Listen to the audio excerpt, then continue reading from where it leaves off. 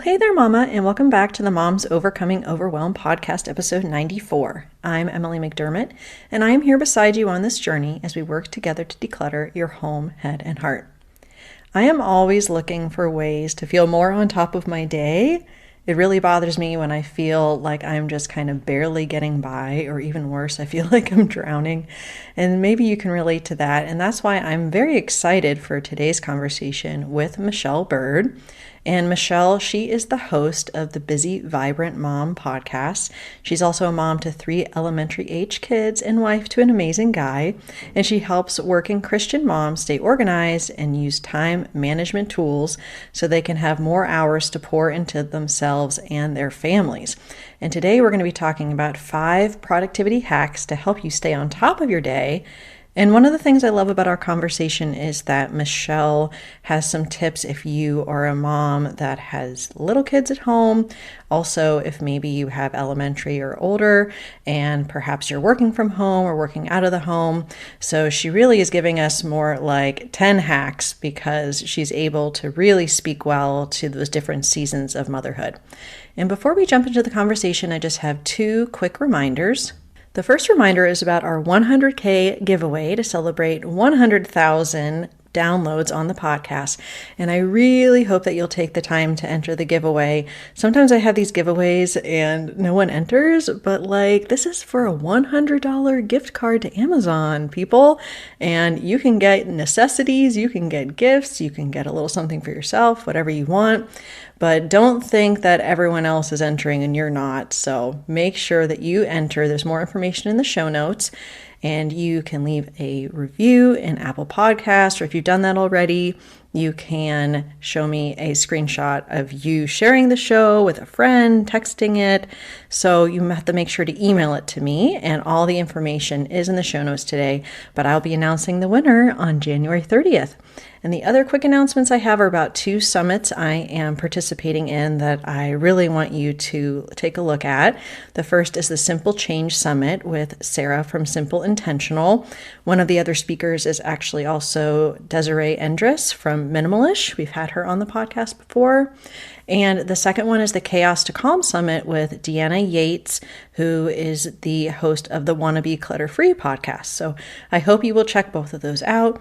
And without further ado, why don't you grab that notebook and pen and we'll dive into the conversation with Michelle Byrd.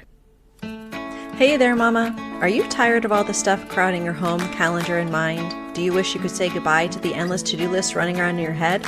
Want to declutter but don't know where to start? You're in the right place.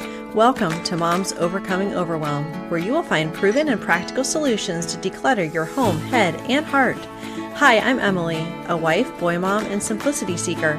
I struggled to get pregnant and felt overwhelmed until I discovered decluttering could create the physical and emotional space I needed to become a mom. Now, 2 kids later, I've transformed my life and motherhood by developing simple systems around decluttering, capsule wardrobes, kid stuff, cleaning and tidying, meal planning, time management, and more, and I can't wait to share them with you.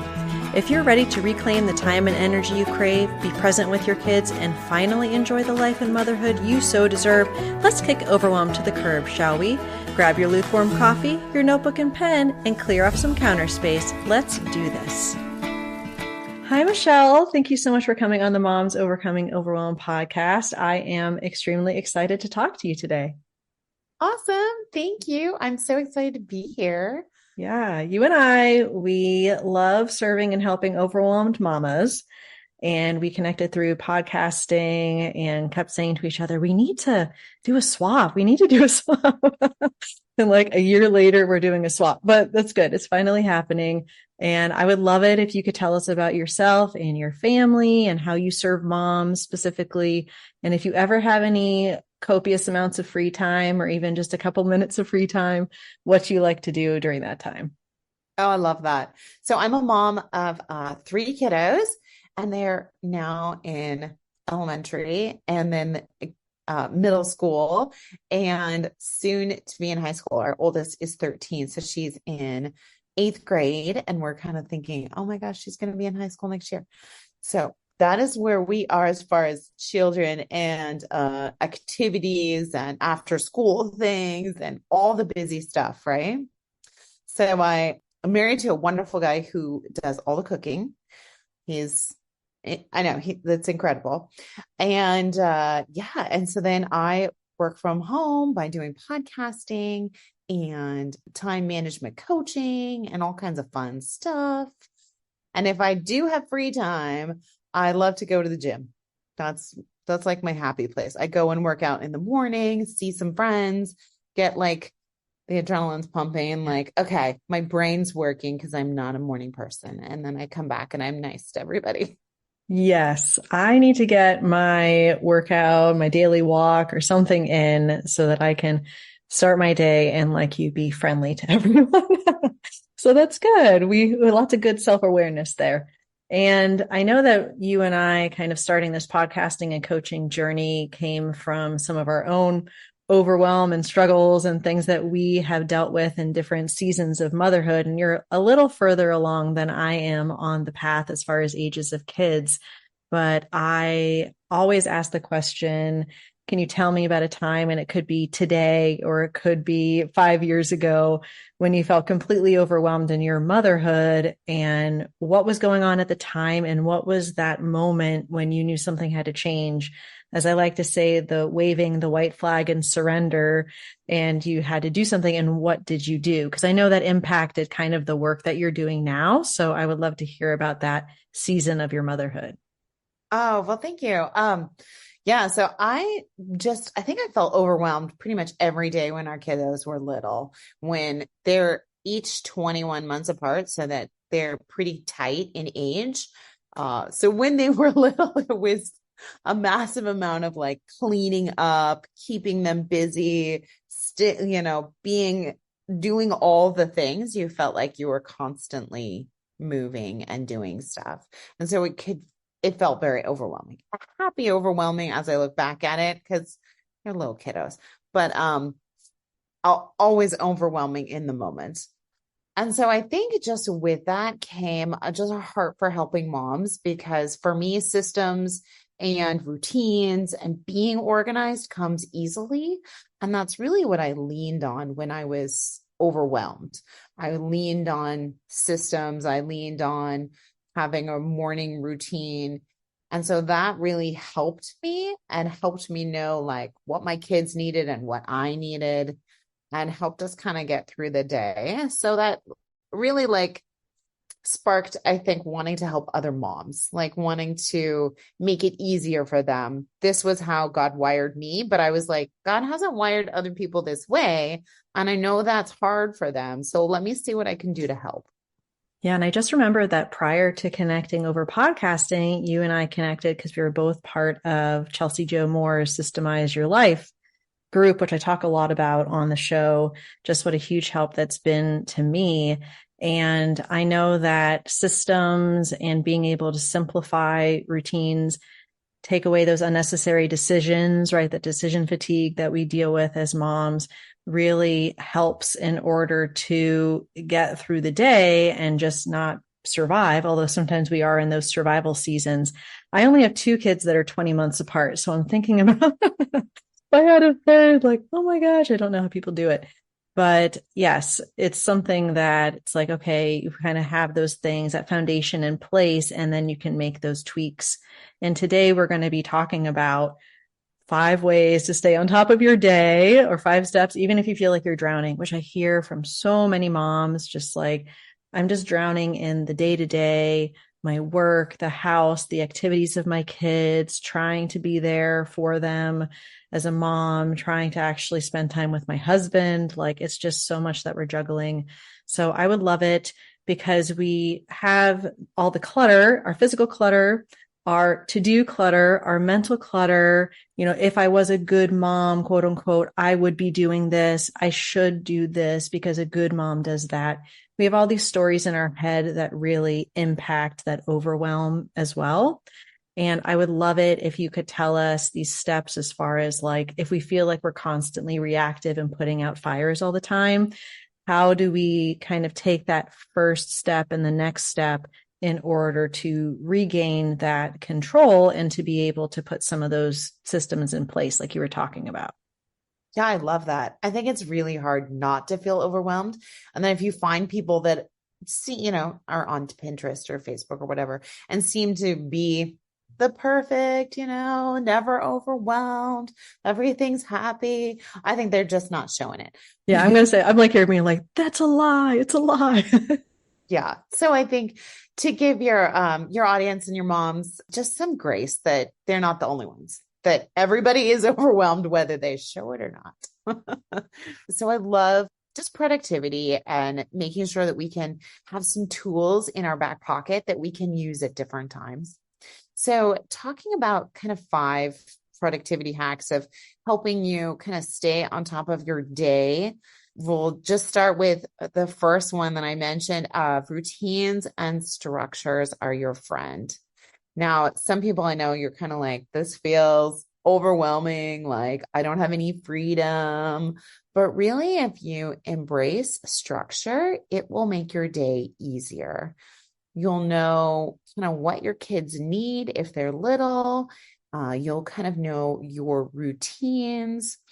As kind of a working mom, if you are working and have older kids, you will be able to know kind of your time blocks for the day. I know Chelsea talks a lot about different time blocks, but time blocks are really just for sectioning out your day and figuring out, okay, I have a kind of a morning routine, and then I take my kids to school, and then I have like a work routine in the mid morning, and then I go get my kids. And then what happens after that? You kind of have like an evening routine and then like a later night routine. But just routines and structure can help you map out your day a little bit more and be intentional with your time, but they can also give your brain a break, which sounds kind of weird. But when you're in a specific routine or a structure, you don't have to think about what that next step is. You just kind of know, okay, we're going through our morning routine and this is what we do in the morning, or we're going to the park with little kids and we're going to get out of the house somehow in the morning and then come back. Like you just have more of a routine and a rhythm, and it just really helps. So Yeah, that's number one. I'm a big proponent of that. And I don't know if it was Chelsea, we're going to just give her credit for everything. But I feel like I heard someone say, like, even if your routine, if you say, like, well, I don't like routine, that's boring, it's constrictive, I don't like it, chaos might be your routine because routine is just what you're doing all the time. So if you're just in a chaotic state all the time, you have a routine, it's just chaos. So why not, have that be actually something structured? And it can be, like you said, it doesn't have to be so like, well, at 10:02, I'm doing this, and at 10:10, I'm doing this. It can be more of that flexibility, having those flexible routines. But I think also it's so important to be teaching our kids this. And for my boys, they have their morning routines. So when they wake up, we pretty much say to them, okay, now it's time to do your routine. And they know what that means, right? So they know that those are the steps that need to happen from when they wake up to when they go to the bus. And then if they want to have that iPad time, there needs to be the routine finished before they can have that, for example. So that's something that we can model, of course, but then also it's good, I think, to be able to teach our kids that at a young age. Right, right. I think that's just huge because you are, as you said, you're teaching your kiddos that, and you're not even realizing that that is helpful for them to be able to put things in a specific box of this goes in my morning routine. This is what we do in the morning. Will help build those rhythms and build those systems for later when they're in college, Yeah. hopefully. And like you do have to eat breakfast in the morning. Like that's part of your morning routine that you're automatically just teaching them. Yeah. Launching them. I always keep remembering that. Like my goal is to help launch them into the world. So having those routines in place is helpful. So I'm excited to hear productivity hack number 2. Number 2 would be, now this just depends on if you have kids at home. I don't know if most of your listeners have kiddos, like younger kiddos at home, or if they're kind of elementary kiddos who are at school and you have more time during the day for yourself. I think that just flips the switch a little bit about what helps you be more productive versus the other way. So number 2 would be if you have kiddos at home, it's more of kind of rhythms of rest And finding your rhythm, I think, is really key, whether that be daily or weekly, figuring out when you're doing errands or play dates or going to the park or when your kids need to nap. I think it can be really helpful to have kind of that rhythm of like, we go play in the morning, we go do something, we have lunch, and then we rest in the afternoon, and then we do our next thing. Or maybe your kids are morning nappers and you have a different rhythm in that season. Yeah, it's interesting. I was just going to say that productivity, we don't usually think about productivity and rest and how those are both needed, one for the other. But I also know some homeschooling moms that they're able to structure their days with that rest in the afternoon, and they can have kids that are maybe elementary age, but it just transitions from that nap time to then that rest or quiet time. Right, right. And that's so important. Even our kids now, they need a little bit of rest time when they get home from school, like a snack and maybe a book for a few minutes, and then jump in their homework. They need like a little bit of a dip. And sometimes that's even just driving home and taking a minute. But I think that rest is so important. And for moms who are working, I think just being set up for success while your kids are gone, making sure that your workspace is clean and tidy, that you're working through maybe a task management system that's online. So you're kind of working through what you need to do for that day, having other tools like a paper planner so you can visualize and see your week, but finding the same thing, finding that rest and those rhythms. When is your work block? When are you kind of getting stuff done? And when is a time where you're like, okay, I'm going to go pick up my kids. That's essentially rest. I'm driving there. I'm not on my computer. So finding those different, just that rhythm, I think is key. Yeah. And I know for myself, even though I've been doing the podcasting thing for a little over a year now and recently changed to 2 episodes a week, which has sort of changed my work blocks quite a bit, but using that task management system where I have my workflow and then I don't have to think about it. Like you said, you're freeing up that brain power to be able to sit down and you know exactly what you're doing and you're able to hopefully focus on that and then say, okay, I can now leave this and be able to transition to that picking the kids up, after school activities, dinner, that sort of thing. So that's been huge for me, just like you said, to have the planner, but then also that digital task system in order to figure out the work block instead of being like, what do I feel like doing today? Because we have such limited time. We want to make sure that we're being as productive as we can with that work block too. Yeah, it's just setting yourself up for success, whatever you can do to make sure you're on top of your day. Yeah. Okay. Number 3. Number 3. So if you have little kiddos, I think it's really important to kind of lower your expectations, to give yourself some grace in that season, that this season will pass, that you're just not going to be as productive in this season. And it just might be a season when your to-dos are very small and you are just surviving that day and you are feeding these kiddos and helping them, just to know that it's a season and not to, as we said, know that you're not the only one that's overwhelmed, that everybody is overwhelmed. Yeah. So I think it's just key to lower kind of your expectations in that. And with kind of working moms, I think minimizing the distractions is one of the keys to being more productive, whether that be putting your phone on work mode. I know I typically do that because I'm like, I don't want to talk to anybody. And not maybe, as we said, jumping from task to task. A task management software, as we said, is a huge thing because you can keep on task with that. I know what I like to do if I'm on task with one thing, I find that instead of being distracted, like me, as a mom, things come up, right? You're like working on one thing, maybe you're recording a podcast or you're thinking about things and you think, oh gosh, I need to make that doctor's appointment. I need to like figure out this other thing. I need to call the school back about this. I need to fill out this form. So I have a piece of paper or pad of paper next to me. And so then I just write down all those to-dos that are kind of floating around in your head instead of pausing and taking time to go do them and come back, because then you're just sporadic.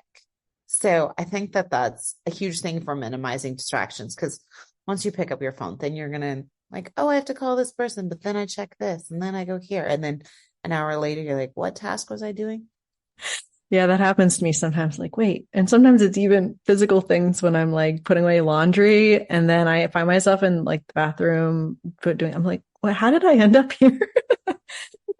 Oh, but I love the lower expectations because I have done that over the years with meals specifically. And my husband, bless him, I'm like, by the way, are you okay with oatmeal again tonight? He's like, sure. He's always been very supportive, knowing that I don't need to put this Pinterest perfect thing on me, this weight on me, that sometimes, yes, I'm going to have a meal that's a little bit more chef, worthy. I don't know. But a lot of times it's just going to be like scrambled eggs and oatmeal, and that's okay. And he's okay with that. So that's been a blessing. And yeah, distractions are a huge thing. I love this, Michelle, because you're giving us, like you said, the tips for moms in different seasons. And I feel like my listeners do straddle those different seasons of motherhood. So this is really helpful. Can you hit us with number 4, please? Yes. So number 4, so if you have kiddos at home, I think planning out kind of the things that you'll need to concentrate on for when the kids are asleep, I think is key. Like, what key things do you really need quiet for that you really need to get done? If you're a work from home mom that has little kids and you're trying to record, or you're running a podcast, or maybe you're working as a VA, online or something, doing those key things, planning out, okay, I'm going to get these 3 tasks done while they are napping, or I'm going to get these 3 tasks done after they go to bed, I think is just really key. Having everything set up and ready to go, so you know exactly what you're going to work on, because you have such limited time and space, that I think that's huge. And then working on other things that while they're awake that you can do. For example, like, I used to work on cleaning or decluttering or organizing while the kids were awake, because that I don't need silence for. And they can be running around and like making a crazy mess, or we can take out all the toys from one area and declutter them, as they're playing with them, or however that works. So kind of figure out what kind of things you need quiet and really like small time for, that you can put in those little crevices. And then what other tasks you're like, this is fine, I can do this while they're running around and screaming. And then for number 4, for working moms, when you have your kiddos in school, I think it's really key to stay productive, to have some goals for the week. I find that it's too much to have goals for, it's good to have goals for the month and the quarter and that kind of thing, but sometimes the day. But I think having goals for the week is kind of the sweet spot of like, okay, I'm just going to focus on getting these 3 big tasks done in my work. What will kind of move the needle forward? And so having those 3 goals you're just kind of focusing on is key, because it helps keep you in a straight line as like a work from home mom, because it's so easy to get all over the place.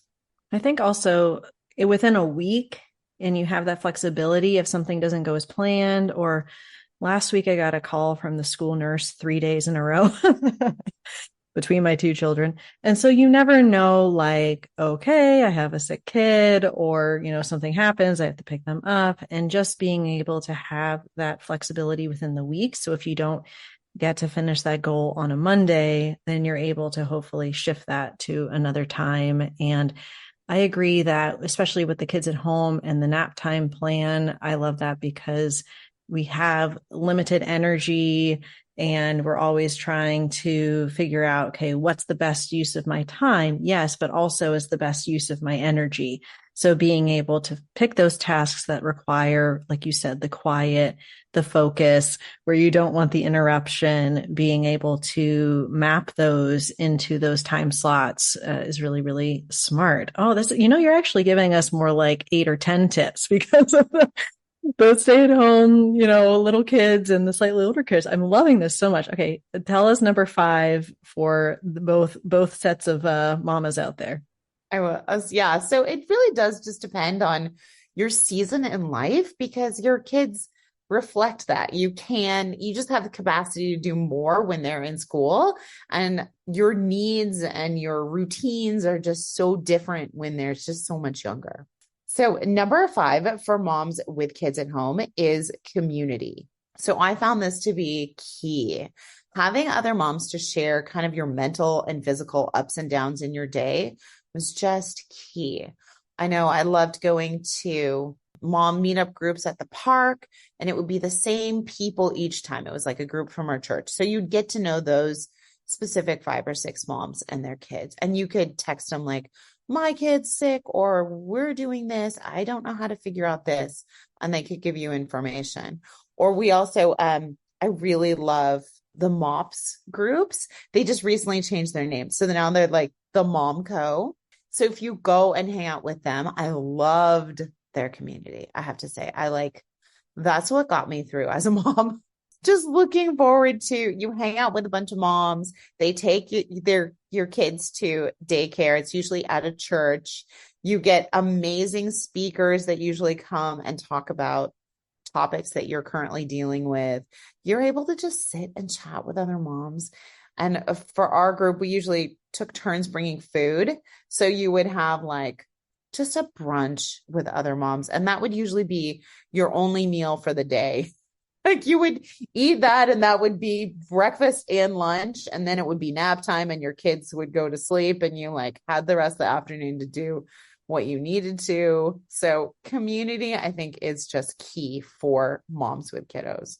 Yeah, I just want to say real quick that I am a former MOPS mom, and then I'm actually part of their speaker network. And so when I go and speak to MOPS/Mom Co groups now, I just remember that. Like I remember just being able to connect, to be able to not have a kid hanging on me forever. And so it just really is a blessing now to be able to pour into those moms in a different way.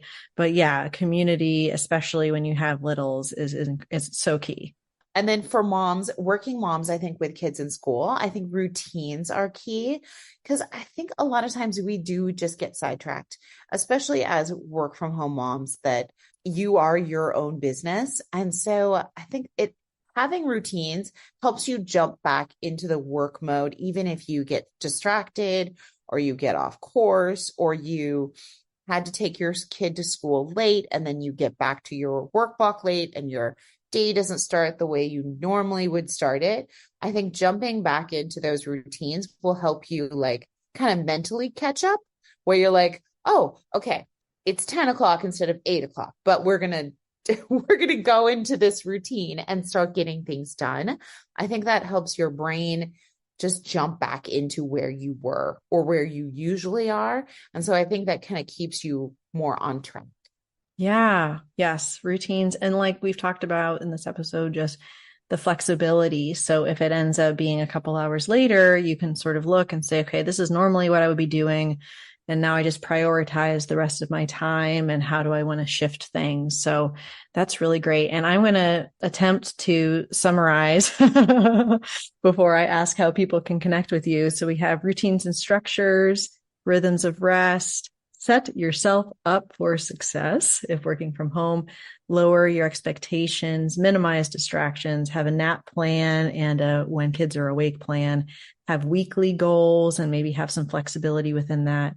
Seek out community from other moms and stick to those routines, understanding that you can jump back in pretty easily. Did I cover everything? I hope. Yeah. Okay. I was taking copious notes. Okay, Okay, well, good. thank you so much, Michelle, for coming on the show. I'm so glad that we were able to do this. I know that these mamas are going to be so blessed by all of these tips, and I would love it if you can tell them where they can connect with you. Oh, thank you. Yeah. So you can find me on the Busy Vibrant Mom podcast. And then also my website, which is just my last name, BYRDMICHELLE.com.